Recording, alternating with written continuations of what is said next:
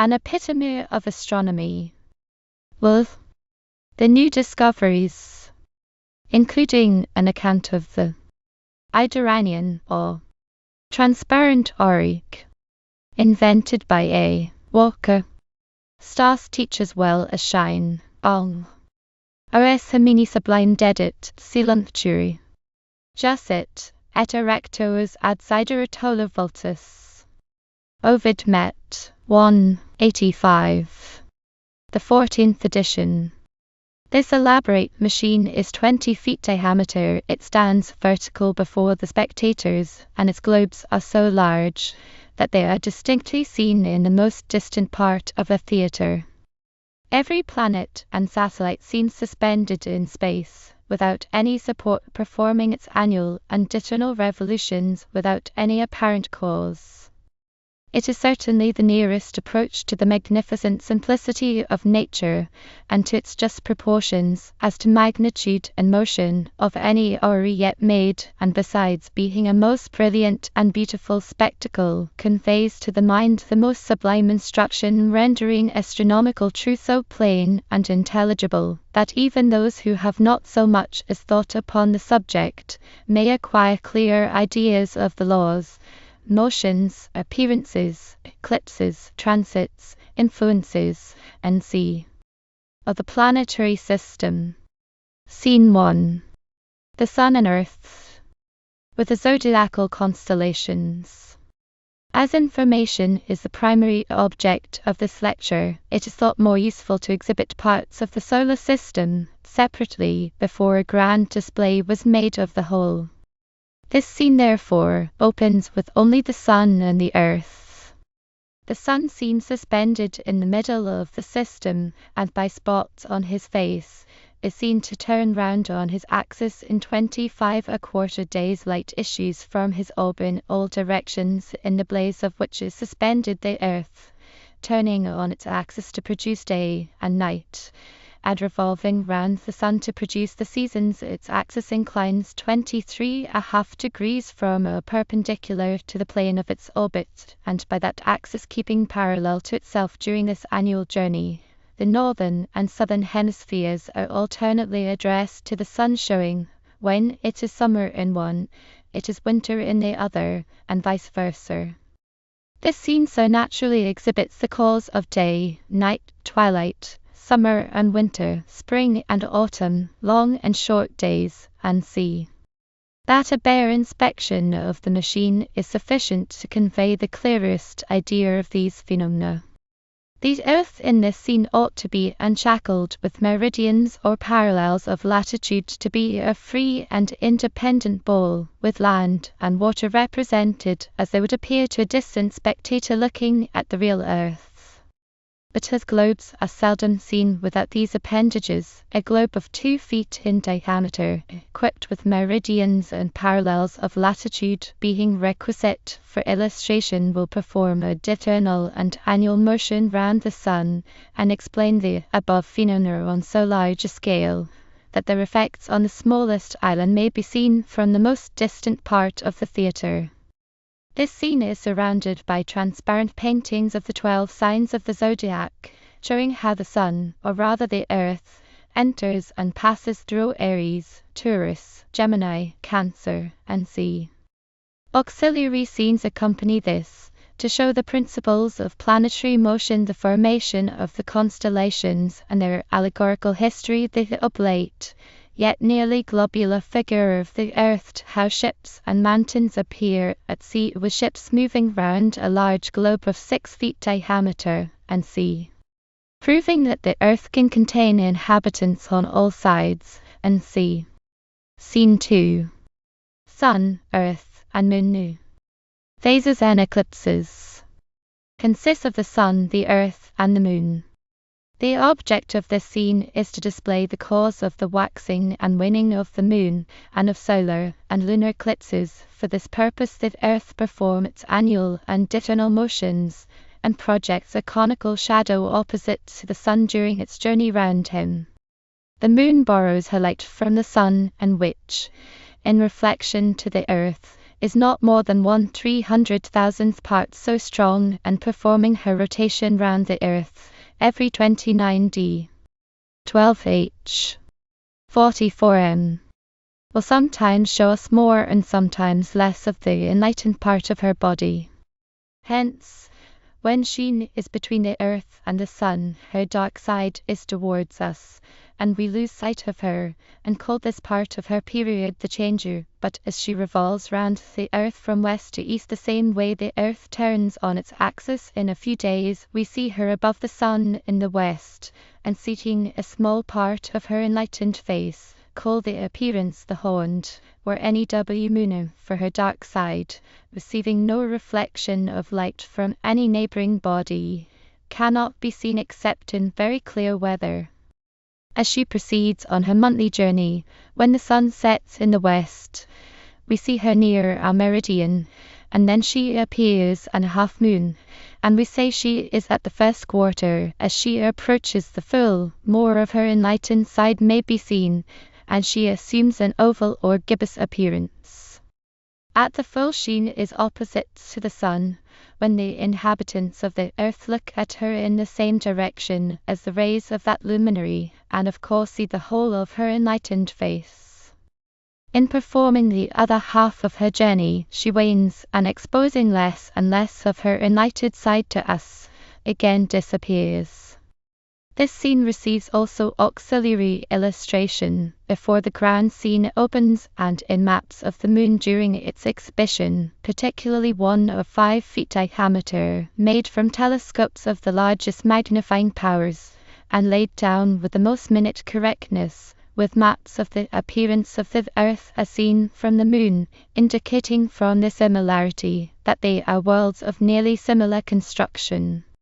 In the 13 revolutions she will make while the Earth travels round the Sun, it will evidently appear that the Earth is a moon to her, but appearing 13 times as large as the moon to us, that she does not shine by her own light, that she has no diversity of seasons, that she keeps the same side always turned towards the Earth, and therefore turns on her axis every 29½ days, that her surface is mountainous, and that she shines without setting every second fortnight on the Arctic or Antarctic parts of our globe, during winter, a very sublime and simple provision for the otherwise long-continued darkness that at opposite seasons of the year would envelop the polar regions of the Earth. If the moon moved in the same plane or level with the Earth, we should have an eclipse every full and change, but as she travels 5¾ degrees to the north of it, and the same to the south of it, every lunation, she only crosses the plane of the Earth's orbit in 2 places, which points of intersection called the moon's nodes, though in a trackless path, move 19¾ degrees towards the west every year, and therefore pass round the heavens in 18 years and 225 days, which is the golden number of our calendar. Hence, when one of these nodes is between the Earth and the Sun at the change, the moon's shadow is thrown on the Earth, and she eclipses the Sun, and if she comes to the full when either node is opposite to the Sun, she falls into the Earth's shadow, and loses for a short time her borrowed light. Hence, as she mostly passes above or below the Earth's shadow, we have eclipses very seldom. These phenomena are produced in eídouraníon, as they are in nature, and perfectly evident on inspection. Scene 3. Theory of tides illustrated. This scene also consists of the Sun, the Earth, and the Moon. But the intention is to show how the Earth and Moon agitate each other round their common center of gravity, causing 2 tides every 25 hours. It is a circumstance truly astonishing to see in calm weather, and under a serene sky, the violent agitation of the great fluid mass of the ocean, whose waves roll against the shore with so grand impetuosity. This spectacle invites to reflection, and rouses a desire to penetrate into its cause. Hence the Earth's threefold motion appears in the scene, that, on its axis, to produce day and night, that, round the Sun, to produce the year and our seasons, and that, round the center of gravity with the moon to produce spring and neap tides by their combined and opposite influences. The moon is so near the Earth 240,000 miles at a medium in comparison of the sun near 100 millions of miles that the moon's attraction on the waters of the ocean and on the air of our atmosphere for there are tides in both is to that of the sun as 10:3. So at the change of the moon, the attraction of the sun and moon being in the same direction, a power of 13 influences the sea, and we have spring tides but at the quarters of the moon. The two luminaries counteract the attractions of each other, so the sun's power of 3 being taken from the moon's of 10 leaves only 7 operating upon the sea, and neap tides take place. A tumbler filled with water may be whirled by a string vertically round the head, without any danger of the water falling out of it. Those parts of the earth that come successively opposite to the moon perform a much larger circle round the center of gravity than the parts immediately under the moon, hence the waters opposite the moon are thrown off, as it were, by their centrifugal motion, and rise above the common level, as well as the waters exposed to the moon's immediate attraction. Thus 2 tides are produced in 25 hours, opposite to each other, and by the earth turning through those protuberances, its waters rise and fall. The sun would produce 2 small, but similar tides, if the earth had no moon. Therefore at the full of the moon the sun's centrifugal tide being reinforced by the moon's attraction, and the moon's centrifugal tide being also assisted by the sun's attraction, spring tides take place at the full, as well as at the change, of the moon. Scene 4. The solar system. This displays the whole Copernican or solar system, with every planet and satellite in diurnal and annual motion. With awe and deference I'd offer this daring but humble transcript of creation. Enough, if one idea can be added, to the ingenious mind, of the attributes and perfections of the deity. The sun, a huge globe of fire 957,942 miles diameter, and consequently 1,000,000 times as large as our Earth, and intended to give light, heat, and vegetation to 7 primary and at least 18 secondary worlds, is placed in the center of the system, and by spots on his disk is discovered to turn on his axis in about 25 of our days. These spots cannot be permanently fixed, because they are frequently altering in their shape, situation, number, and sea.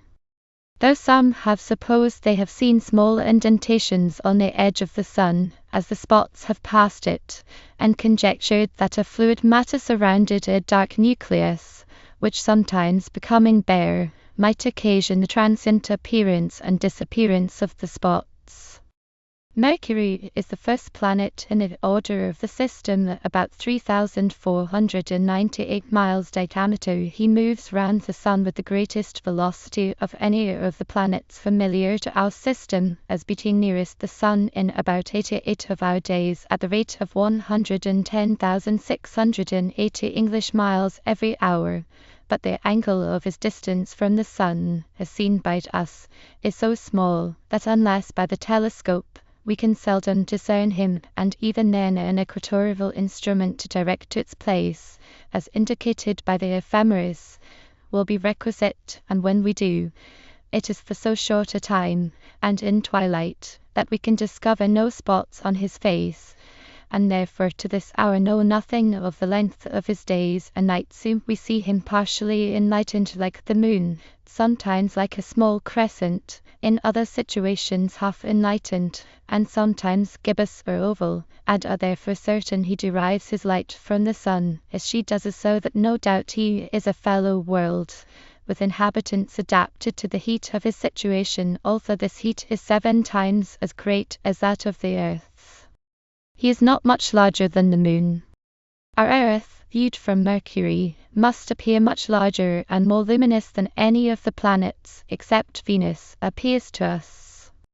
Venus is the next planet in the order of the system, and distinguished by her superior brilliancy, as the sun's light is twice as great to this planet as to the Earth. From this cause she is sometimes visible to the naked eye in full daylight. She is about 70 millions of miles from the sun, or about twice the distance of Mercury, and like him, but much longer and more conspicuously, appears under the different phases of the moon. These, as we have said, are proofs that both planets borrow their light from the sun. The orbits of these planets, as well as those of the rest of the system, are inclined to the orbit of the Earth. Hence, when Venus and Mercury are found in the nodes of their orbits between the Earth and Sun, they are transferred upon the Sun's face like small round black spots, and which in fact are partial eclipses of the Sun. These are called the transits of Mercury, or Venus. Venus is a little larger than the Earth, or 9,360 miles diameter, and moves round the Sun in 224.5 of our days, at the rate of 80,955 miles every hour. From faint spots seen upon her surface, Mr. Schurter apprehends she revolves on her axis in 23 hours, 21 minutes, that her surface is irregular like that of the moon, and some of her mountains 4 miles high. The atmosphere of Venus has been calculated to be 50 miles high, and the sun would appear to the inhabitants of this planet twice as large as to us. When Venus is to the west of the sun, she is a morning star. When to the east of him, an evening star. Her orbit or track is included by the Earth's, and as both move the same way, she appears to be on one side of the sun longer than the 224.5 days she is in going round him. The axis of Venus is said by some astronomers to incline 75 degrees to the axis of her orbit, and therefore her seasons vary very fast, the sun passing over more of her from pole to pole in one day than over the Earth in a quarter of a year. Hence the heated places of this planet have time to cool, which suggests to our ideas that provision has been made for inhabitants, that they might not suffer by their vicinity to the sun. This circumstance also gives her 2 winters and 2 summers at her equator, and indicates her inhabited. The discovery lately made by Mr. Schurter of a light faintly extended beyond the bounds of direct solar illumination, when she has her falcated appearance like the moon near to her change, strengthens this probability, as these are signs of twilight and of an atmosphere. This astronomer has also observed her to have considerable mountains, another character of a globe suited for habitation. The Earth is the 3rd planet in the order of the system, 8,244 miles diameter, moves at the rate of 68,856 miles every hour, and hence completes its revolution in its orbit, the ecliptic, in 365 days and a quarter. The moon diameter is 2,183 miles. She moves with respect to the Earth 2,290 miles in her orbit every hour, and goes round the Earth from change to change in 29 days and a half. But having devoted so much of this tract to the phenomena of the Earth, as well as its satellite the moon, we proceed to Mars, known in the heavens by his peculiarly red appearance, arising from a very thick and dense atmosphere. This planet is next above the Earth, and hence has considerable less light from the sun than we have. It is much smaller than the Earth, or about 4,470 miles diameter.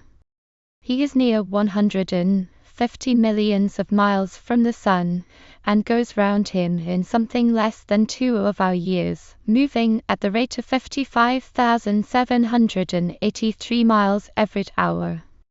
His day and night is rather longer than ours, or 24h. 39m. 22s. And uniform throughout his year, so that his axis being perpendicular, he has no variety of seasons. When we pass between the sun and him, he has a most fiery and alarming appearance, and is often mistaken for a comet, but when we are on the opposite side of our orbit, he appears small and scarcely to be distinguished from a fixed star. Jupiter, far the largest of our planets, near 1,300 times the size of the Earth, or 93,333 miles diameter, is the next above Mars, at 5 times the distance from the Sun that we are, so that he enjoys but a 25th part of the light, heat, and attraction of that luminary we do. Though indeed of the light and heat he may still possess, we are not so certain as of the degree of attraction, that being invariably proportioned to the distance, while these will be relative to the density and other circumstances of the atmosphere, and the aptness of the surface of the planet to acquire and retain heat, after Venus he appears the most brilliant planet of the universe. He is attended with 4 satellites that revolve very regularly round him. The 3 first are eclipsed every revolution, and every 7th day come in conjunction with him and one another, as may be seen on the eídouraníon. Longitude, a land, can be ascertained by the eclipses of Jupiter's satellites, as well as by a transit of Venus, and these would supersede the necessity of a timekeeper if they could be observed at sea. Hence, in a nautical almanac, these eclipses are very exactly calculated for the meridian of Greenwich, and answer very good geographical as well as nautical purposes. Jupiter is near 12 years in making his way round the Sun, although he moves at the rate of 30,193 miles every hour. He turns round his axis in about 10 of our hours, so that his days and nights are but 5 hours each, and he has no variety of seasons, for his axis is perpendicular to the plane of his orbit. Turning so swiftly on his axis, his figure becomes more oblate than that of the Earth, being more than 6,000 miles longer in diameter from one side of his equator to the other than from pole to pole, or in the proportion of 13 to 14. This swiftness of his diurnal motion also draws his clouds and vapors into streaks or lines over his equatorial parts, forming what are called Jupiter's belts. An eclipse of the Sun by this great planet would be a striking object even to the unassisted sight as viewed from Saturn. Saturn, 85,782 miles in diameter, or about 1,000 times as large as the Earth, is still a more remote planet from the Sun, round which he revolves in about 30 of our years, at the distance of 916 millions of miles. He moves in his orbit at the rate of 22,298 miles every hour, and upon his axis in 10h. 16m. By this swift revolution on his axis his figure becomes oblate in the proportion of 11 to 10, and his atmosphere and vapors are drawn like a quintuple belt of 3 darker parts and 2 lighter upon his body.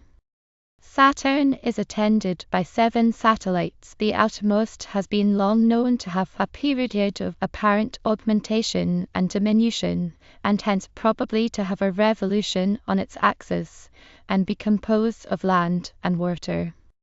A large, broad, double, and luminous ring of 200,157 miles diameter surrounds Saturn, at a distance from the planet equal to the breadth of the ring.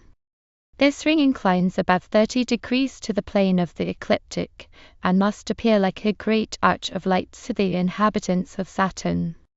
It has a revolution every 11 hours on an axis perpendicular to its plane, and keeps parallel to itself at all times. Hence it disappears twice every 30 years.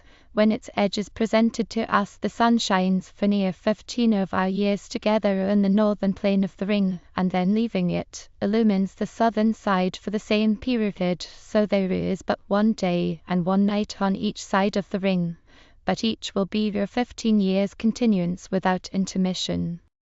The Sun's direct light being but about a 90th part so strong to Saturn as to the Earth, this ring is no doubt intended to increase it, by reflecting a very considerable portion upon the planet, which, added to that from his 7 satellites, must render him a very comfortable abode for rational and brute inhabitants. The Georgium Sidus, or Georgian planet, so called by Dr. Herschel, its ingenious and indefatigable discoverer, makes the seventh in the order of the system. The other planets we have described have been known as such to the highest antiquity, but from its extreme smallness, this has escaped ascertainment till the year 1781, although it had been recognized as a very minute star by several astronomers. It is near twice Saturn's distance from the Sun, and will be near 82 years and 6 months in going round him. Is of a pale colour, and much larger in its telescopic appearance than the fixed stars, being 100 times as large as the Earth, of 37,230 miles diameter, and, on a clear evening, is visible to the naked eye. The Doctor has discovered 6 satellites to this planet, some of which are said to move retrograde. As familiarity is the principal design of this treatise and lecture, it may be useful to exhibit the distances of the planets from the Sun in the most concise form, and in numbers they will stand thus: if the distance from the Sun of Mercury, Venus, Earth, Mars, Jupiter, Saturn, Georgium Sidus is 4, will be 7, 10, 15, 52, 90, 5, 190. Or, if a body projected from the Sun should continue to fly at the rate of 480 miles per hour, which is about the swiftness of a cannonball, it could reach the orbit of Mercury in 9 years, Venus in 16 years, the Earth in 23 years, Mars in 34 years, Jupiter in 118 years, Saturn in 216 years, and the Georgium Sidus in 432 years. These we consider as the regular bodies of our system, so regular, indeed, that every phenomenon respecting them is calculated for years beforehand, and it is almost considered as a criminal error to be a minute of time wrong in the calculation. But we are sometimes visited by comets, which may also be recognized as a part of our system, and of these our knowledge is very imperfect. By supposing that the same comet has appeared at equal intervals of time, by observing that, like the planets, they describe equal areas in equal times, and by having 3 points in an ellipse as given to make out its eccentricity, from these data it was natural for mathematicians to suppose they could calculate the return of all comets that had been scientifically observed, but the actual return even of that conspicuous one expected by Dr. Halley has been thought by some not to be sufficiently ascertained yet. On examining the balance of probability, as stated by Maupertuis, Lalande, Messier, and Martin, for its reappearance, probably this doubt will be greatly lessened, if not removed. As new comets are almost perpetually appearing, on which calculation hitherto has been silent, there is reason to expect, in a proper period of time, an adequate number of observations to decide the question, whether in general they revolve at stated times, or traverse our system without probability of return. Perhaps comets of each description, time, and observation may confirm to us. We know that comets accompanied with tails come very near the Sun, and from all quarters of the heavens. That the tails keep opposite to the Sun, consequently they are only visible to us when seen obliquely to the Sun. Thus the comet of August 1797 was observed to have little or no train during any part of its appearance, but a faint hazy light diffused round it. These trains, like electrical and Borrelian light, do not refract the light of the fixed stars, and c. The appearance of the comet of 1682 is copied in the eídouraníon. It descends from the top of the machine, its train increasing in length and lustre till it arrives at the Sun, diminishing as it ascends.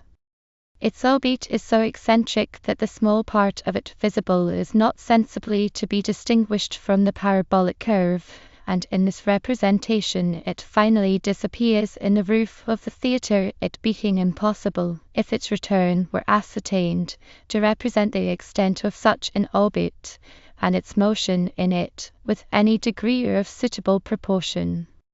The velocity of such of these as approach nearest to the Sun, particularly of the comet of 1680, whose appearance was tremendous, exceeds any swiftness that falls within observation except that of the rays of light, it being nearly 2000 times greater than the swiftness of a cannon-ball at the instant of its discharge, yet scarcely a thousandth part of the velocity of light passing from the Sun. This comet approached to within 40,000 miles of the Sun's surface, and was calculated to be heated 2,000 times hotter than red-hot iron, and a globe of iron the size of the Earth in this heat would be 50,000 years in cooling. These amazing visitors, whom philosophy contemplates with awe very different from that terror with which superstition had long viewed them, moving in such amplitude of space, so numerous as they are, and so great as some of them, must have functions assigned to them proportionally important, either occasionally of terrific revolution, or more generally of recruiting the atmosphere of the planets in their successive appulse to any of them, and supplying the diminution of the solar fires. Perhaps too they are useful in preventing the central tendency of the planets to the Sun from increasing more than in a certain degree, so that the apparent disturbances thus produced will be part of the necessary order and harmony of the system. It is probable, though their orbits are so much oblique in all directions to those of the planets, that it can rarely happen that comets may be instrumental to great shocks, either by direct collision, the effect of which, considering the velocity and mass of some of them, cannot be estimated, or by near approach, and of this latter a possible result, and such as seems, in one instance at least, to have already taken place, is noticed in the remarks annexed to this account of the eídouraníon. But the philosophic observer will have this reflection presented to him from the phenomena of the universe, that the apparently disturbing and destructive powers are secondary and subservient, while those of the preserving and meliorating kind are primary, continued, and universal. And those incidental causes of a melancholy and distressing aspect, when resolved into their ultimate tendency and necessary effects, manifest themselves, in so far as we can trace them, to be parts essential to the system of pure and perfect benevolence. Stability and duration are stamped on the universe, and the imagination is lost in the immensity of the prospects, and whether we turn to the past or to the future, our conception vainly pants to grasp the idea of boundless eternity. But when we launch an idea into infinite space, and contemplate the systems without number that fill it, here indeed we have a subject truly worthy of the deity. Whoever supposes the fixed stars placed in a concave sphere, as they appear to us, must have a narrower and contracted idea of the supreme being, for one star appears large and another small, because one is immensely distant from us in comparison of another. Through Dr. Herschel's large telescope many fixed stars appear double, and the polar star is double, but they are only stars at different distances from us, appearing nearly in the same line. Some appear like a topaz, others azure, others red all around, and many as perfectly defined as a shilling is on black cloth. By telescopes we formerly could see 3 times the number we can by the naked eye, and now, telescopes having received further improvement, in the most crowded part of the Milky Way, 116,000 have passed before the instrument in a quarter of an hour. The nebula of Andromeda must be composed of the united lustre of many millions of stars. Agreeably to this, Dr. Herschel has noticed single nebula stars surrounded with a faint equable whiteness, such as a system of planets viewed at the distance from us might be supposed to give. Others he has seen, which have the appearance of yet unformed systems. And there are, we may presume, points of view, in the immensity of the universe, in which all the fixed stars, accessible to the eye or telescope from the station of ours, and all the inconceivable space through which they extend, vanish into a nebular, and almost an indiscernible point. Such is the order and greatness of that empire, which these discoveries, the farther they are pursued, must for ever more and more present to our increasing admiration. Such the relation of parts so astonishingly remote. Such the unity of intelligence, power, and preserving goodness which pervades the whole. And why may not stars be so remote, that the light may not have reached the earth even since the creation? We know that light takes more time in traveling from the nearest stars to us than we in making a West India voyage, which is usually performed in 6 weeks. A sound would not arrive to us from thence in 50,000 years, nor a cannonball in a much longer time. The sun's light could not therefore reach the fixed stars, and be reflected back again with their lustre. Of course they shine by their own light. If so, they shine as our sun, and consequently our suns themselves. Now, as the principle of uniformity runs through the variety of nature, it is reasonable to conclude these suns to be centers of systems like ours, and destined for the same noble purposes, viz., that of giving light, heat, and vegetation to various worlds that revolve round them, but which are too remote for discovery even with our best telescopes. This idea is infinitely too great for the human mind, or indeed for that of any created being. For how inadequate must the utmost stretch of finite faculties be to represent infinity? The stars, disposed in constellations, and surrounded by concentric circles, may perhaps assist the imagination a little in the attempt in Scene 5.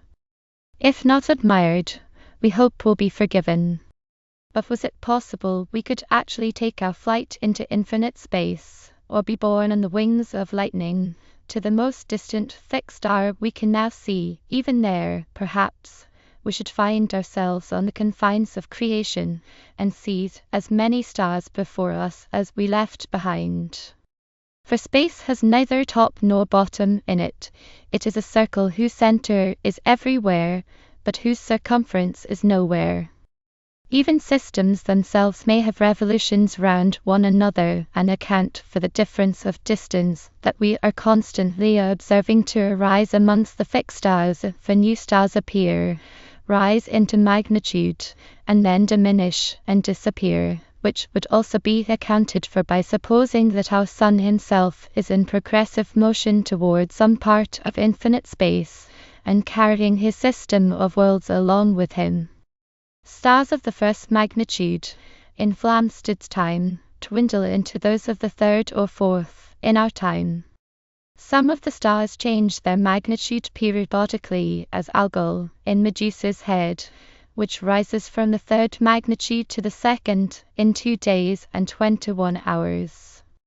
Where such periodical disappearances are short, they have been referred with probability to quick revolutions of such stars on their axis, with part of their disk opaque, or to the regular intervention of some very considerable planet to intercept them from us. But reappearances of this kind, after very long intervals, would indicate rather a revolution in a great orbit.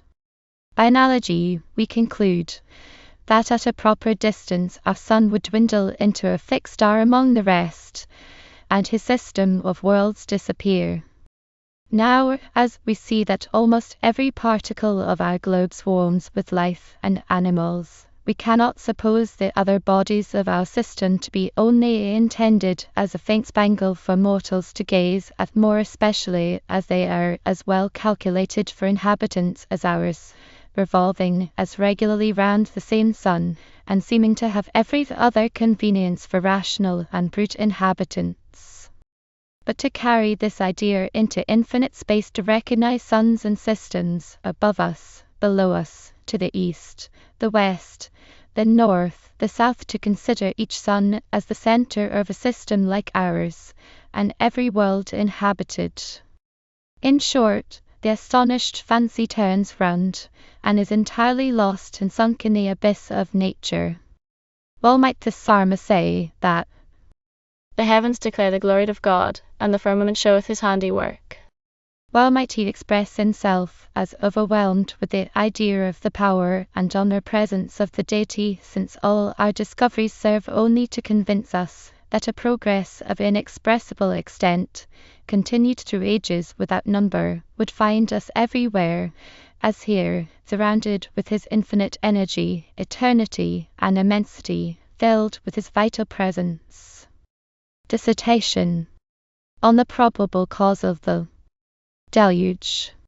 So perfect are the laws by which this wonderful system is regulated, and so effectual that self-physic which the Almighty has instituted through all his works, that if any seeming disorder happens in the system, there requires no immediate interposition to prevent or cure the mischief, each body carrying within itself the principles of preservation and cure, an argument of wisdom and foresight worthy of the Deity. The planet Jupiter was attracted out of his orbit by the enormous comet which appeared in the year 1680. The comet, coming across the plane of his track, had a temporary influence upon him, and it is observable he has not travelled by the same fixed star since that period which he did before it, and no doubt but his usual motion was momentarily retarded, and the shape of his orbit altered. Now if Jupiter consists of land and water, and by the spot seen on his face it is more than probable it is possible he might experience a revolution something similar to our flood, for that our flood was occasioned by the near approach of a comet is a most natural supposition, and in no wise militates against the scriptural doctrine of that event, it being as easy and as consistent for the Almighty to render justice by a secondary cause as by an immediate interposition. Nor is his attribute of mercy arraigned by the promiscuous destruction the deluge occasioned, for it is evident, by reasoning from his works, that he governs the universe by general, not by partial laws.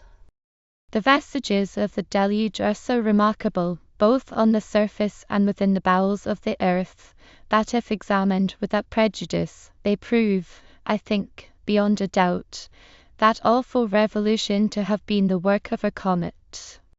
Not that the moisture of its tail drowned the world, as was unphilosophically suggested by Whiston, but if the attraction of the moon be capable of raising the water of the sea above its common level, what effects might not be supposed from the near approach of a body perhaps many thousand times larger than the moon?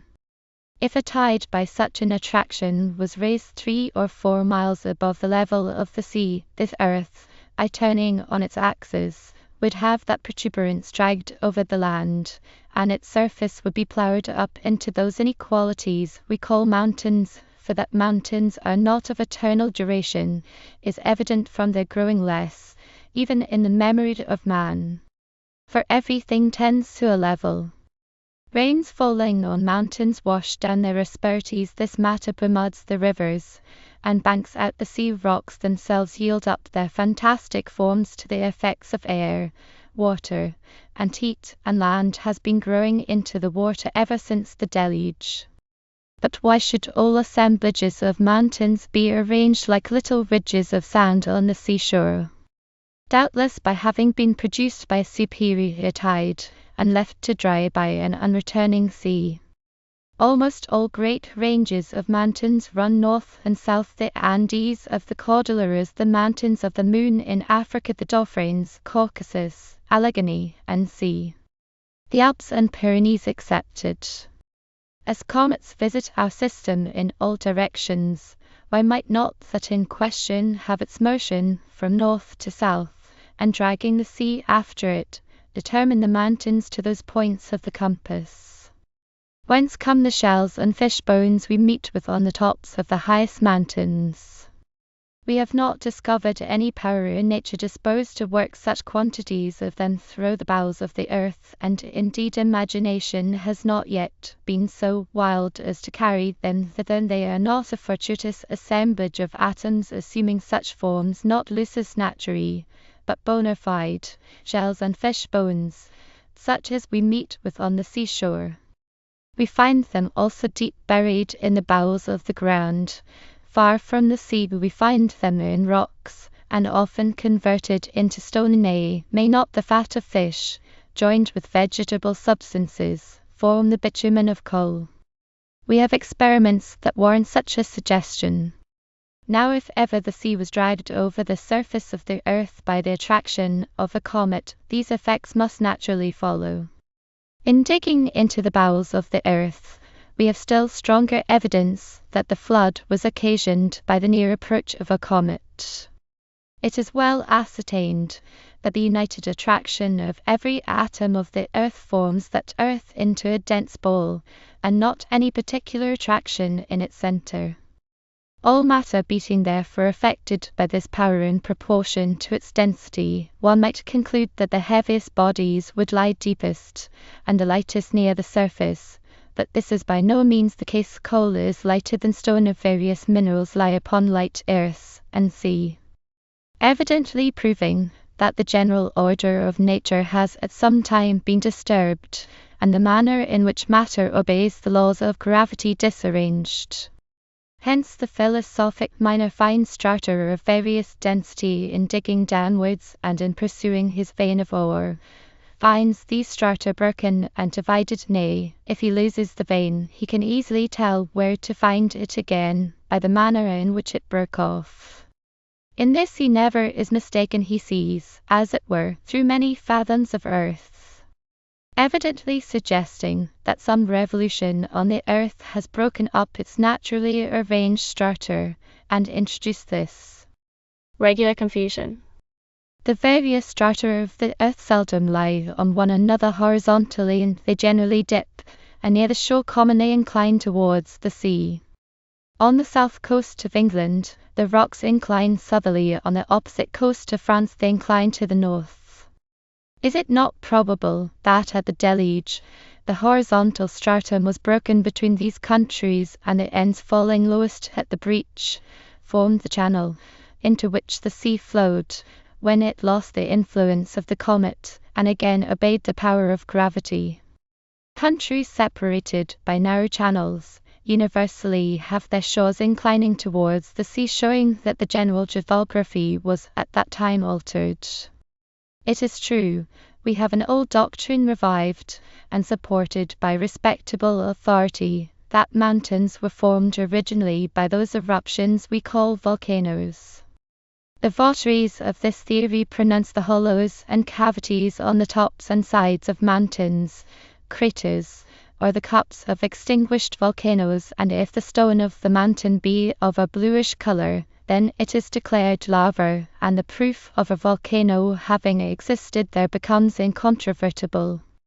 History, however, affords us very few instances of mountains so formed. Yet this doctrine seems to have received very just authority from the last scientific circumnavigators. The rocks which surround the islands of the Pacific Ocean generally break off perpendicularly about a mile out at sea, which makes their approach very difficult and dangerous, and as the stratum immediately under the loam of the surface has an ashy, a lava-like appearance, the voyagers very naturally concluded that the immense number of small islands which stud that extensive ocean were the product of subaqueous eruptions. Still, if I might be allowed to hazard an opinion against such respectable authority, I should rather apprehend that the Pacific Ocean had been once a continent, and that at the deluge, when the earth's surface was disarranged and broken up by the violent motion of the waters, the general body of it sunk beneath the level, or was washed away to other parts, leaving only the more elevated and solid part remaining. For volcanoes throw up matter piecemeal. Islands, therefore, formed by them, would have a sloping or gradually sinking shore, whereas the islands of the Great South Sea are surrounded by perpendicular rocks that sink in that direction to an almost unfathomable depth in the sea. Besides, how can we account for that similarity of manners, customs, color, and even language among the inhabitants of islands so distant, that no mode of navigation they practice could ever make them acquainted or have any communication with one another. If these islands were thrown up from the bottom of the sea, their inhabitants would not be thrown up with them, and all with the same custom and language. Now if this immense part of the globe was a continent before the deluge, the inhabitants might be alike, and if the elevated parts were above the subsiding water, a circumstance more than probable, inhabitants might be saved upon them, with every circumstance of similarity we find among them, for that revolution is not of so remote a date, but remains of antediluvian manners might exist at this time. Secundi omni ration concluditur, ment cancellae divino omere in hoc mundo ad solitum omnium conservationem administrari. For spectacular nihil potest admirabilius es, nihil pulchrius. Vid tam aptum, tam perspicuum, concealum suspeximus, caelestionat contemplatissimus, quam aliquod est numen prestantissimi mentis, qua hic vigantur. Sec. Danat. Divo. I hope you enjoyed reading the book An Epitome of Astronomy, with the new discoveries including an account of the eídouraníon, or transparent orrery, with me. If you liked this, please remember to like and subscribe. Please visit Astronomy if you want to see different types of videos we produce. For statistics on our videos, visit @astronomy core. Happy tube travels!